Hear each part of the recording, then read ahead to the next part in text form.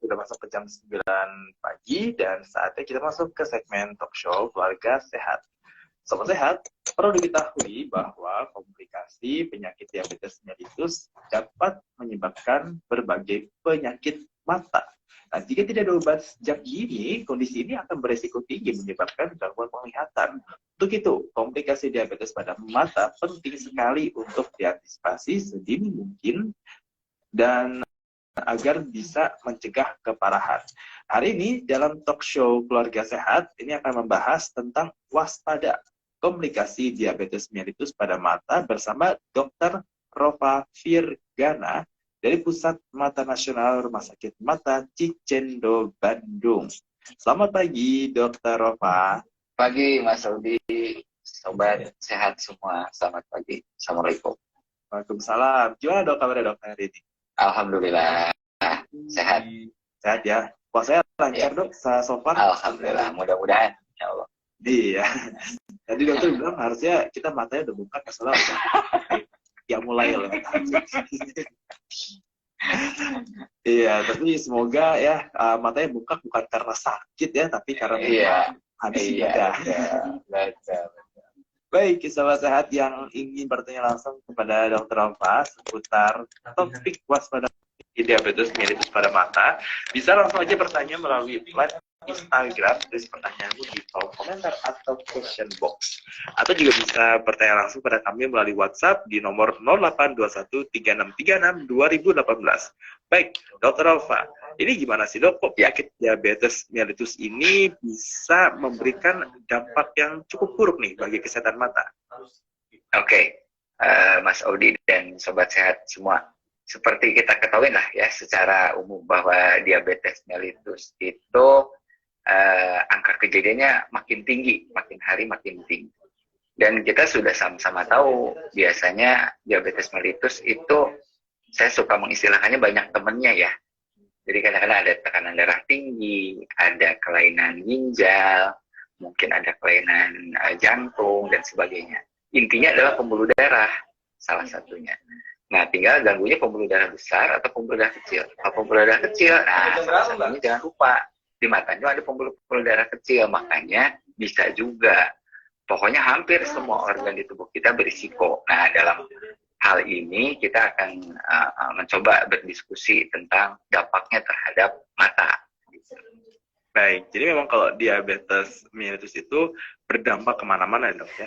Betul. Tekanan darah tinggi, bahkan berdampak ke mata juga nih dok ya? Betul. Kalau gitu, ini seberapa bahaya sih dok yang ditimbulkan dari komplikasi diabetes mellitus pada mata ini? Oke. Makanya kita coba mengambil topiknya waspada ya. Tapi saya akan menggunakan istilahnya yang mungkin jangan dianggap paranoid nih. Ini bisa sampai menyebabkan kebutaan. Gitu ya. Jadi sedemikian hebatnya komplikasi diabetes mellitus sehingga bisa menyebabkan kebutaan. Tapi tidak untuk kita jadi parno gitu, tapi justru untuk waspada. Karena banyak hal yang bisa kita antisipasi, tapi kalau terlambat, nah susah mengatasi. Gitu kurang lebih. Itu pentingnya di situ. Ya, seperti apa kata pepatah ya, mencegah lebih baik daripada betul. Ini dengan kita lebih waspada, kita bisa mencegah harapan betul sekali. Iya, komplikasi diabetes mellitus pada mata.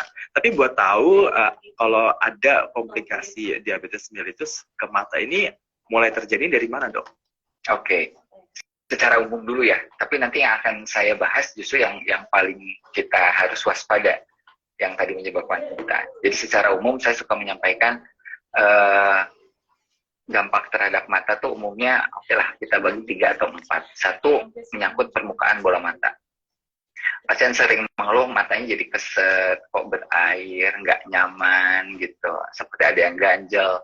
Itu menyangkut permukaan bola mata karena ada gangguan pada produksi air mata atau komposisi air mata. Yang kedua, yang sering dikeluhkan pasien biasanya udah agak mulai tahu, kayaknya gula saya tinggi nih, kayaknya soalnya penglihatan saya buram. Nah, itu biasanya kalau menyangkut kelainan refraksi, jadi kacamatanya berubah. Karena komposisi cairan di dalam bola matanya jadi dalam tanda kutip kental. Yang berikutnya adalah timbul katarak lebih cepat.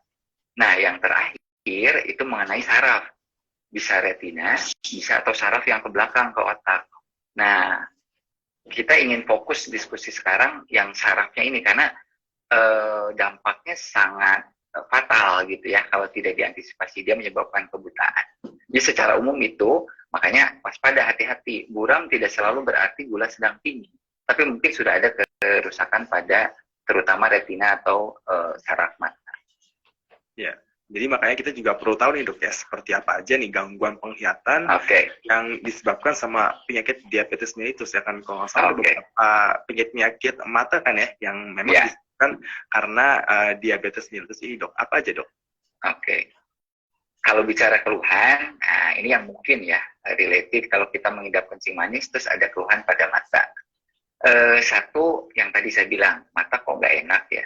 Kemudian kadang-kadang buram, terutama kalau udah mulai siang, mulai sore makin agak buram, nanti istirahat sebentar jelas lagi. Nah itu menyangkut permukaan bola mata. Yang kedua, pasien suka mengeluh, kok kayaknya sekarang kalau keluar tuh jauh lebih silau gitu, nggak enak, atau agak berkabut. Nah itu kalau komplikasinya pada katarak. Kadang-kadang juga ada tadi yang disebutkan, pasien kadang-kadang seperti udah tahu ini kayaknya lagi tinggi, kok lihat saya nggak enak, ukuran kacamata yang berubah-ubah gitu. Yang terakhir, penglihatan buram, penglihatan berubah bentuk. Nah, itu kelainan lanjut pada retina. Tapi, nah, terlepas dari itu semua, ini yang pengen saya tekankan betul, kelainan pada retina atau saraf mungkin sudah terjadi meskipun tidak ada keluhan. Itu kuncinya. Jadi nanti ada triknya, ada caranya, ada sarannya bagaimana kita mengantisipasi itu atau mewaspadai itu. Jadi jangan mengandalkan keluhan. Nggak ada keluhan, ya udah aman-aman aja, nggak seperti itu. Baik, kalau yang kelainan pada retina ini dok, ini apakah bisa dibilang ini retinopati diabetik nih dok? Iya, betul. Baik, nah ini retinopati diabetik ini bagaimana dok? Ini kok bisa sampai menyebabkan kebutaan dok? Tadi seperti yang kita bahas di awal ya, diabetes mellitus itu gangguannya pada pembuluh darah. Nah, ada pembuluh darah besar, kita bilang makrovaskular misalnya, pembuluh darah kecil, vaskular. Di retina ini banyak pembuluh darah yang kecil itu. Dinding pembuluh darahnya terganggu orang dengan kencing manis itu. Nah ini yang harus diingat, terganggunya ini tidak selalu ketika gula darahnya kita tinggi. Tetapi pokoknya kita divonis kencing manis, maka risikonya terus seiring kita mengidap, meskipun bagus gulanya, itu berisiko kemudian rusak. Karena rusak, terjadi kebocoran, dan seterusnya. Nah, ini tahapannya tuh berlangsung sebetulnya ada kurun waktu. Sehingga penting nanti bukan menunggu keluhan, tapi pengecekan secara berkala.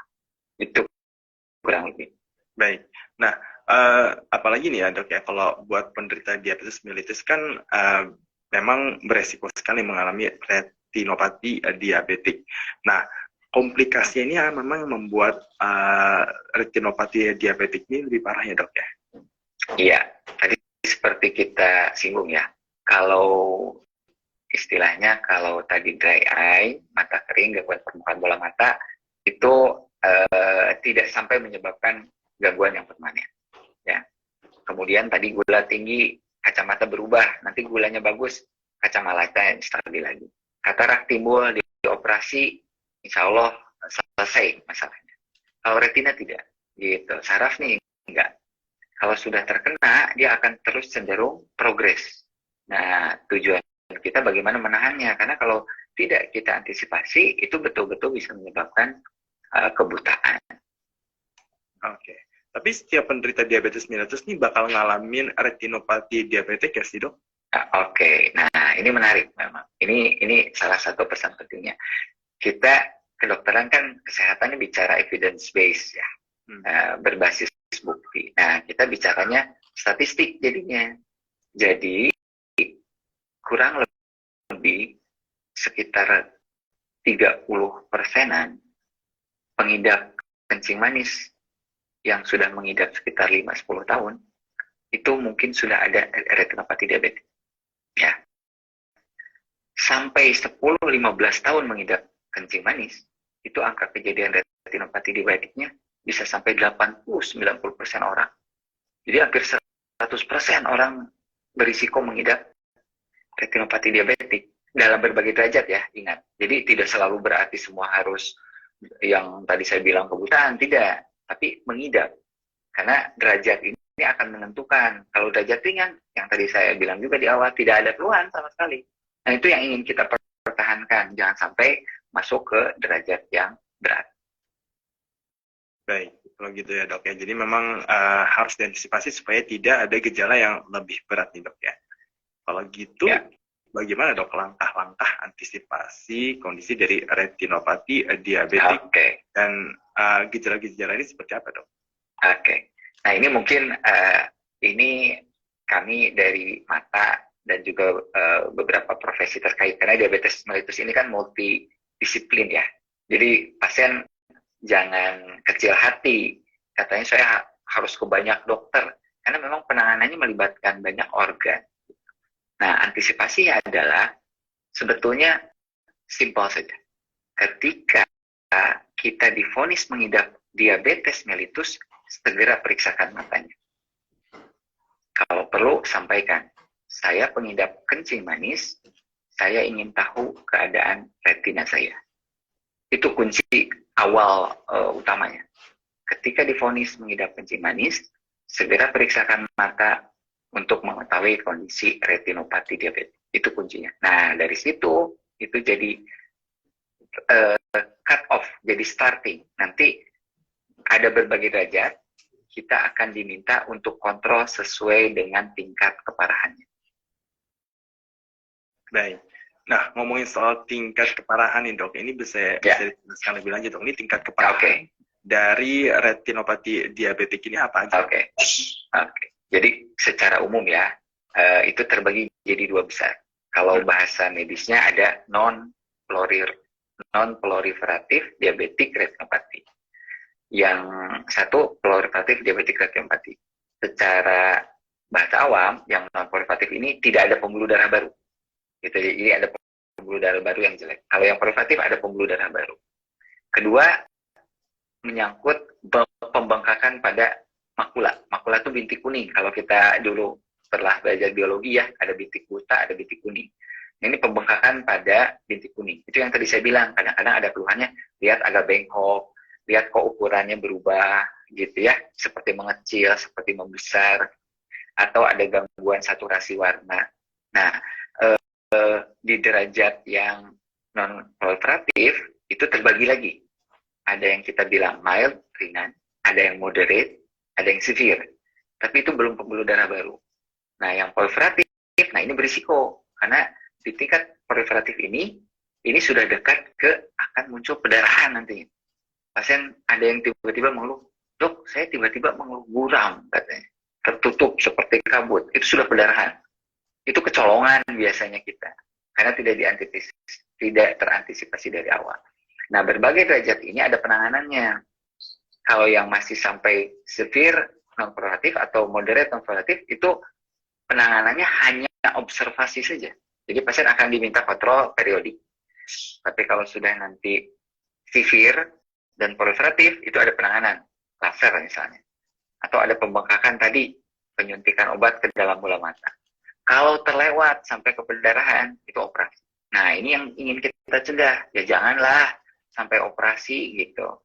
Udah peluang perbaikannya jelek, biayanya juga tidak rendah gitu ya. Lebih baik yang lebih ringan diantisipasi dari awal. Baik ya. Jadi itu pentingnya kita untuk mengetahui lebih dulu ya, ini gejalanya apa supaya nanti nggak ujuk-ujuk datang atau memang lah ujung-ujungnya harus dioperasi nih dok ya. Betul. Tapi saya penasaran nih dok, kenapa operasi tadi dokter bilang nih peluang untuk bisa katakanlah bisa pulihnya ini lebih kecil nih dok. Oke. Jadi yang membuat peluang kecilnya tuh bukan operasinya sebetulnya. Tapi, tadi kan kita bilang nih ada derajat mild, moderate, sampai severe. Nah, itu tuh makin kesana tuh makin parah. Retinanya makin rusak gitu. Jadi seolah-olah kita membiarkan si kondisinya terus makin rusak. Gitu. Nah, kalau makin rusak, kalaupun kita sudah operasinya berhasil, darahnya bersih, sarafnya udah keburu rusaknya terlalu banyak gitu. Nah, ini yang menyebabkan peluang perbaikannya jadi mungkin tidak sebaik kalau kita antisipasi lebih awal. Ketika masih mulai, oh ini ada tanda risiko pendarahan, kita laser. Oh ada pembengkakan di awal, kita treatment. Gitu. Itu pentingnya. Dan kadang-kadang kelainan pada mata ini jadi sign, jadi tanda. Nah, biasanya kalau parah retinopatinya, itu biasanya sistemiknya kurang baik juga. Kalau nggak gulanya, tensinya, kolesterolnya, fungsi ginjalnya, gitu. Baik. Nah, selain retinopati diabetik nih dok, ada juga penyakit yang disebabkan oleh komplikasi diabetes mellitus, yaitu edema makula diabetes. Nah, ini edema makula diabetes ini seperti apa sih dok? Yang tadi saya singgung, ya. Jadi secara umum itu kita gabungkan dalam retinopati diabetik. Retinopati diabetik ini nanti dibagi nih secara lokasi dan keluhan. Ada yang dia menyangkut retina yang luas, area yang di pinggirnya. Ada yang menyangkut bintik kuningnya, yang tadi edema, yang tadi saya singgung. Kalau ini ya paling sering itu bengkak. Kalau bengkak, pasien mulai buram. Pasien buram, melihat bisa berubah, yang tadi saya bilang karena bengkak. Jadi bengkok, miring. Jadi kalau bengkok bukan astigmat, ya, bukan siliris ya, hati-hati nih. Kalau kita melihat bengkok, ini harus ganti kacamata nih, siliris bukan tuh. Itu hati-hati kelainan makula. Dan jangan lupa, diabetes mellitus sudah mulai mengenai usia-usia produktif ya, usia muda. Ketika aktif-aktifnya bekerja, sekarang banyak pakai komputer, banyak pakai ini. Dia nggak bisa baca, karena makulanya terganggu. Gitu. Jadi gangguannya, impact-nya tuh bukan hanya sekedar penyakit, tapi aktivitasnya dia. Kadang, dok, saya jadi nggak bisa kerja. Ya, kalau sudah terjadi butuh sangat waktu yang panjang untuk bisa memperbaiki lagi. Gitu. Makanya kenapa pentingnya waspada. Nah, itu nggak bisa tuh, dok, saya pengen normal lagi nih besok. Wah, nggak bisa. Untuk menjadi seperti itunya aja, itu bisa bertahun-tahun. Gitu. Iya. Nah, itu makanya kenapa ini advokasi tentang antisipasi kewaspadaan ini menurut saya sangat penting. Tidak hanya untuk masyarakat, tapi untuk semua lah. Ya, supaya orang tuh datang mungkin ke dokter Rafa ini udah stadiumnya lumayan parah, terus besoknya minta sembuh. Tuh. Dan kebetulan, maaf nih sedikit, kami kan kebetulan di Cicendo, kami rujukan tingkat 3. Jadi sudah terlalu banyak kami menghadapi yang kecolongan-kecolongan gitu. Kan padahal penanganan tuh kita tahu ya, puskesmas bisa menangani diabetes mellitus, PPK 2 gitu di rumah sakit daerah dan seterusnya. Nah, ini banyak peluang sebetulnya. Ya jangan sampai lah gitu ketemu di PPK 3 tuh karena harus operasi dan sebagainya. Repot ya.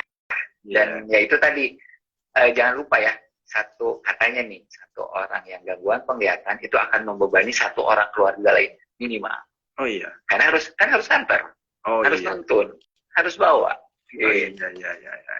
Betul juga. Jangan lupa impact-nya jadi seperti efek domino gitu. Tapi ini tadi menarik ya dok ya. Ini bukan cuma terjadi pada orang-orang di usia lanjut, tapi di usia produktif nih dok ya. Kalau gitu, apakah tadi selain bekerja yang di depan komputer, terus akhirnya nggak baik bergerak, tapi apakah kalau ngelihat layar seperti ini nih, ini juga meningkatkan resiko nggak sih dok?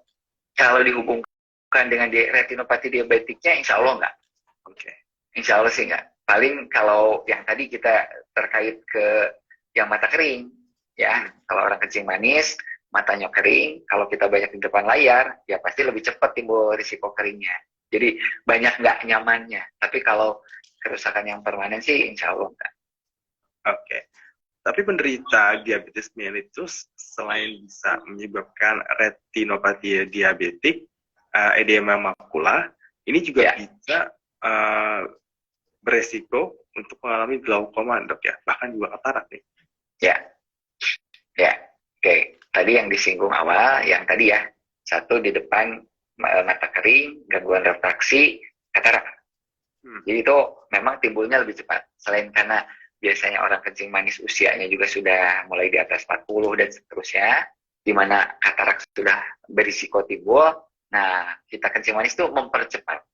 Dan ada yang khas dari katarak diabetik ini, keluhannya tuh tidak seperti orang kadang-kadang cuma kabut, buram, tapi kadang-kadang silau yang tadi saya bilang. Karena ada yang khas dari bentuk kataraknya. Kemudian tadi menyangkut yang edema makula ya.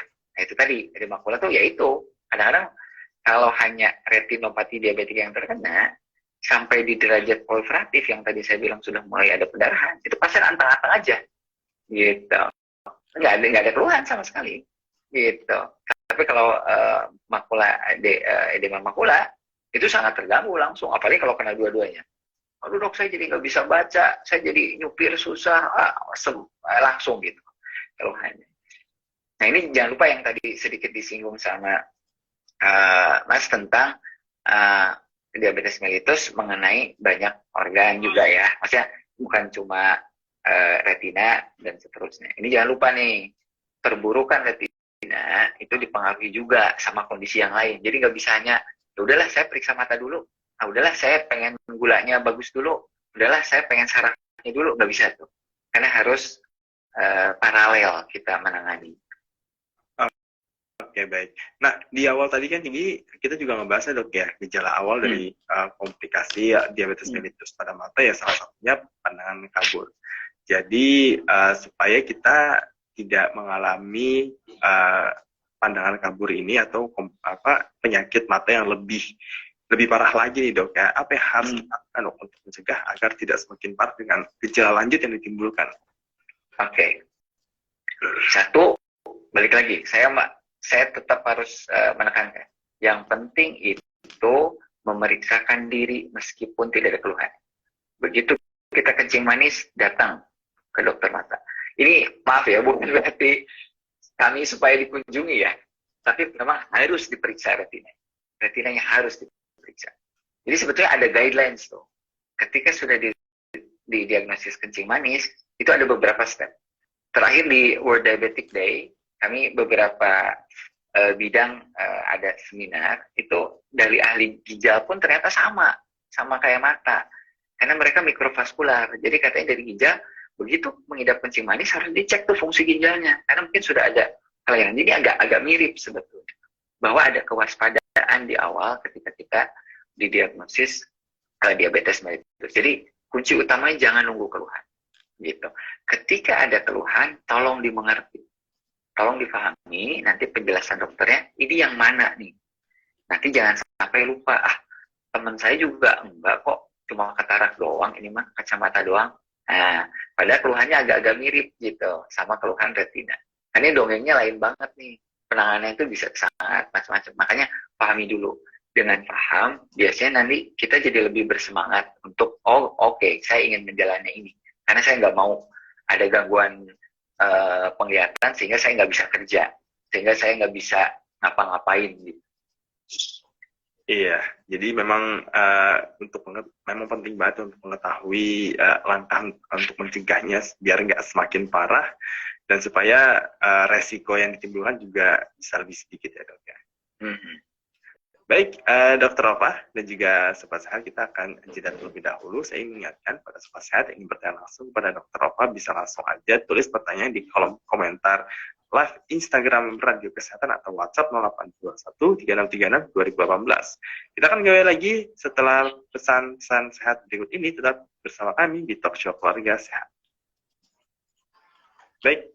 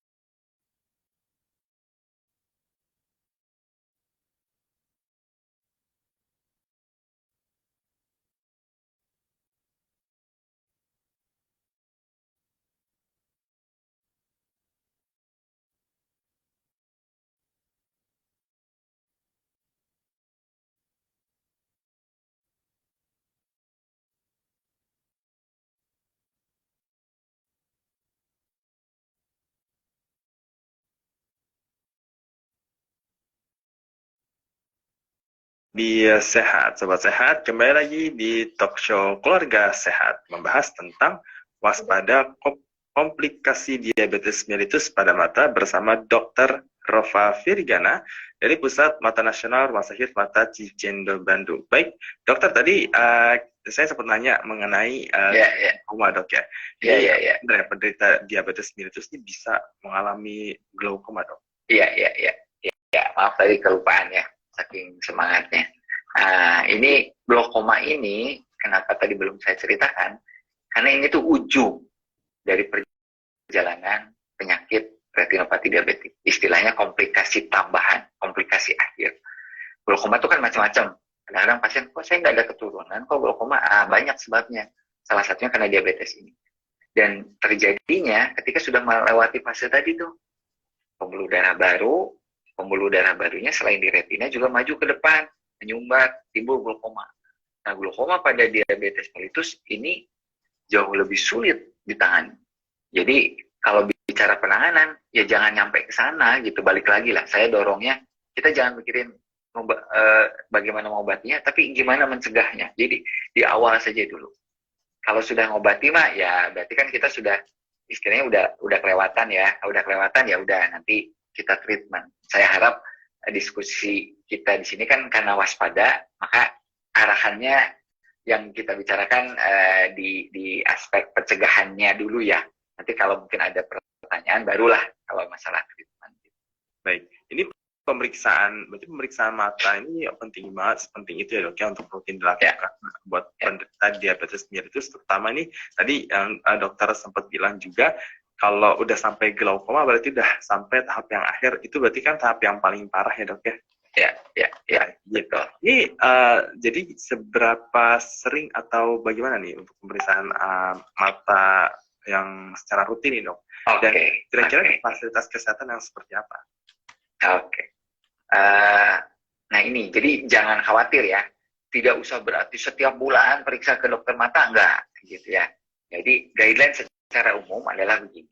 Ketika kita mengidap kencing manis, kalau kita begitu sadar, itu kita datang, itu biasanya kita kurang dari 5 tahun lah mengidap. Kalau kita aware terhadap kondisi tubuh kita ya.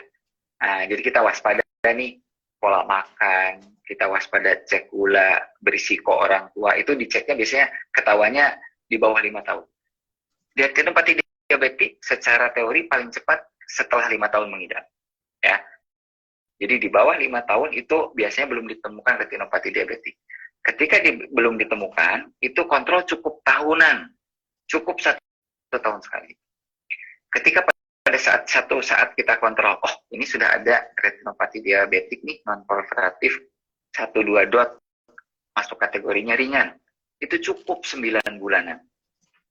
Jadi sebenarnya sedemikian tidak membebani harusnya ya. Gitu. Tapi beda lagi nih, kalau sudah lanjut, nanti misalnya yang severe, yang proliferatif, itu bisa harus per bulan. Bahkan harus treatment. Jadi itu tahapannya kurang lebih seperti itu, Mas Odi. Jadi yang penting makanya di awal nih, nanti periodiknya dokter akan memberitahu, Bu kondisinya seperti ini, Pak kondisinya seperti ini, maka jadwal kontrol berikutnya adalah sekian waktu. Baik dok, oke. Dokter Rova, kita akan masuk ke Q&A bersama dengan Sobat Sehat yang sudah bertanya, baik yang melalui Instagram atau melalui WhatsApp. Ada pertanyaan dari Oktaviani_5. Dok, minus mata tinggi plus riwayat NF tipe 1 ada list nodul. Apakah bisa resiko bisa komplikasi ya? Tapi tidak ada riwayat diabetes mellitus. Perlukah kontrol rutin dan apa aja resikonya? Oke. Ini kayaknya konteksnya agak sedikit di luar topik kita sih ya. Jadi tadi bicaranya minus tinggi, mungkin usianya muda kayak ini ya.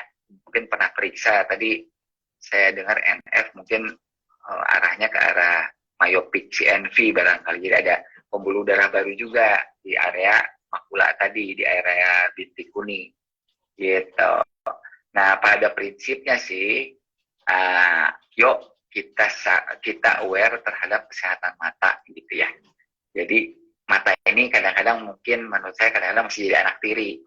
Duh, nggak enak nih kayaknya penglihatan saya kok jadi agak buram ya. kayaknya mah kurang tidur, kayaknya kacamata, jadi nggak periksa gitu. Jadi prinsipnya begitu ada keluhan segera periksa ya supaya mengetahui. Termasuk yang tadi minus tinggi harus periksa rutin nggak ya? Nah prinsipnya balik lagi, segera setelah ada keluhan yang berbeda dari biasanya segera periksa. Nanti dokternya akan menentukan kapan harus kontrol lagi atau kapan harus evaluasi lagi. Kalau bicara secara umum ya tahunan boleh lah gitu ya. Gitu. Tapi atas indikasi nanti dokternya akan lebih menentukan ketika sudah memeriksa.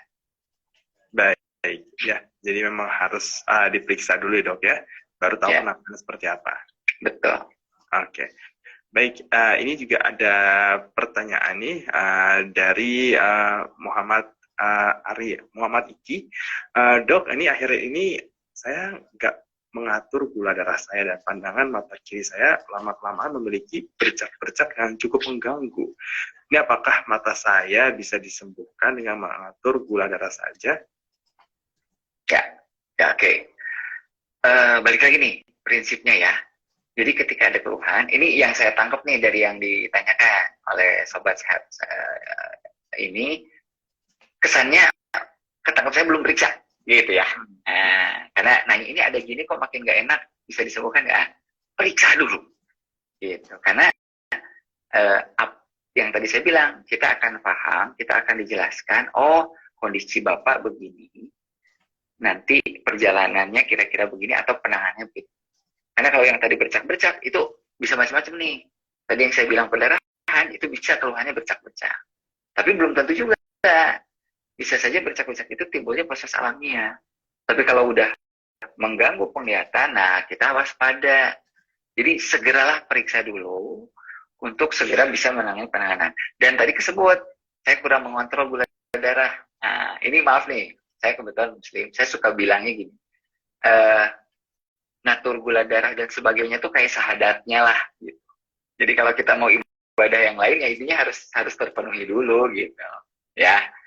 Baru kita periksa matanya, mengontrol itunya. Tapi ini udah harus dulu, udah nggak usah dipertanyakan lagi gitu. Itu sudah wajib lah menjaga sistem. Iya, jadi basicnya adalah mengontrol gula darah ya, Dok ya. Ya, tapi tidak berarti ya, maaf nih, tidak berarti dengan mengontrol baik maka tidak ada risiko. Makanya tetap periksa. Ya, betul sekali ya, periksa itu sangat-sangat penting. Kemudian pertanyaan dari Sofi. Halo dokter, saya mau tanya terkait keluhan mata retinoeropatik glaukoma yang disebabkan dari hipertensi dan sekarang sudah menjadi gagal ginjal. Apakah boleh jika operasi metode laser dan terkait obatnya memang tidak bisa menyembuhkan penglihatan yang semakin hari semakin tidak jelas kabur, ada selaput putih menutup mata, menutup pandangan ya dok? Terima kasih. Ya, ini memang saya harus menduga ya barangkali ya apa yang dialami, tapi tentu tidak bisa menjawab sepenuhnya karena harus periksa nih apa gitu ya. Saya menangkapnya ini sudah mungkin didiagnosis glaukoma, kemudian disarankan laser gitu ya. Saya suka mendorong pasien, tolong difahami kondisinya dan diikuti saran dokternya gitu ya. Laser ini macam-macam memang nih. Saya juga nggak tahu nih yang direncanakan lasernya yang mana. Jadi glaukoma ada tindakan laser, di retina ada tindakan laser. Jangan dibaurkan dengan lasik ya, itu juga laser tapi peruntukannya beda. Jadi masing-masing penyakit ada tindakannya. Jadi sedapat-dapatnya kalau masih dokter memberikan opsi pengobatan, saran saya cepat kita lakukan. Tugas dari kitanya itu tadi balik lagi mengontrol gula, tekanan darah tinggi dan sebagainya. Prinsipnya kelihatannya kalau glaukoma, tujuan dari dokternya untuk melakukan laser adalah untuk mencoba mengontrol tekanan bola mata. Itu metodenya juga banyak. Jadi lebih baik bertanya pada dokternya dan dipahami tujuannya. Supaya kita jadi, oke, saya jadi mau mengerjakan itu. Oke, nah ini pertanyaan terakhir nih dok, dari Ilmi Tangerang. Dokter, saya baru saja didiagnosis diabetes. Kapan saya perlu periksakan mata agar tidak terjadi komplikasi pada mata? Sementara mata saya sudah minus, dok. Ya, oke. Sebetulnya udah terjawab ya. harusnya ya. Nah, kapan? Saat ini juga. Gitu ya. Ini saya tambahkan sedikit, guidelines-nya adalah kalau diabetes mellitus tipe 1 itu masih ada toleransi pengecekan mata sekitar 3 sampai 5 tahun. Tapi kalau diabetes mellitus tipe 2 saat ini juga. Begitu kita didiagnosis kencing manis, saat ini juga periksa. Paling nanti begitu dilihat masih bagus, ya udah, Bu, kontrol setahun lagi. Nah, paling cuma begitu. Tinggal kita menjaga saja gula sistemik dan lain-lainnya. Ya, betul sekali ya. Jadi sekarang juga jangan ditunda-tunda ya. Jadi untuk Ilmi setelah tutup talk show ini langsung pergi ke atau puskesmas ya. Yeah. Oke, Dokter Rova, kita sudah masuk di penghujung talk show Keluarga Sehat. Sebelum kita tutup talk show pada pagi hari ini, boleh untuk memberikan pesan-pesan sehat kepada sobat sehat yang mendengarkan, silakan Dok. Oke, sobat sehat semua, ini terkait topik kita pagi ini tentang waspada komplikasi diabetes mellitus pada mata. Saya ingin menghimbau lah kita semua, dan tolong sampaikan juga nanti ke relasi, ke kawan-kawan, ke saudara yang mengidap kencing manis. 1, kencing manis bisa mengalami komplikasi pada mata. 2, begitu kita didiagnosis kencing manis, segera periksakan matanya. Kalau perlu, sampaikan, saya ingin mengetahui keadaan retina saya. Karena itu yang paling fatal. Yang ketiga, saya boleh ngambil ya, ini dulu waktu talk show menarik dari ahli endokrin, ahli kencing manis. Katanya orang kencing manis itu jamu gendong. Tugas pasien itu hanya jamu gendong. Jaga mulut, gerak dong, katanya gitu. Ya, jadi itu tugas pasien. Soal pengobatan, soal apanya, punten lah, serahkan aja ke dokternya. Tugas pasiennya itu. Dan kedua, pahami supaya tetap bersemangat. Jadi stres kita terhadap penyakit, mikirin penyakitnya itu akan sangat mempengaruhi, termasuk progresivitas dari retina. Jadi tetap bersemangat, apapun juga, jangan lupa lah apa yang kita hadapi, katanya kan itu ya memang sudah dari Gusti Allahnya ya. Gitu. Jadi pasti ada hikmahnya lah di balik semua. Saya pikir itu yang paling penting. Baik ya. Jadi bisa saya simpulkan ya, sobat sehat, intinya tugas kita gampang, jamu gendong ya, jaga mulut, gerak dong. Ya, jadi jangan mengonsumsi makanan atau minuman yang tinggi gula sehingga menyebabkan diabetes mellitus, karena nanti akan menyebabkan pandangan kita, penglihatan kita pun menjadi terganggu akibat diabetes mellitus. Jika sudah terindikasi ada kencing manis, baik diri sendiri ataupun orang sekitar, segera langsung periksakan kesehatan matanya supaya bisa tertangani lebih dini. Baik, Dr. Rova, terima kasih atas kehadirannya pada pagi hari. Ya, baik. Terima kasih. Mudah-mudahan. Iya. Ya, dan sehat selalu ya, Dok ya. Semoga ya, sama-sama ya. Selalu dan selamat menjalankan ibadah puasa serta merayakan Hari Raya Idul Fitri. Ya, sama-sama. Kenalin. Ya. Baik. Sahabat sehat, demikian talk show Keluarga Sehat pada pagi hari ini. Semoga informasi yang kami berikan dapat bermanfaat untuk sobat sehat semuanya. Dan saya ingatkan untuk selalu menjaga pola hidup bersih dan sehat agar terhindar dari beragam resiko penyakit. Akhir kata, saya Dirwantia bersama Dr. Rova pamit undur diri dulu dan saya ucapkan salam sehat.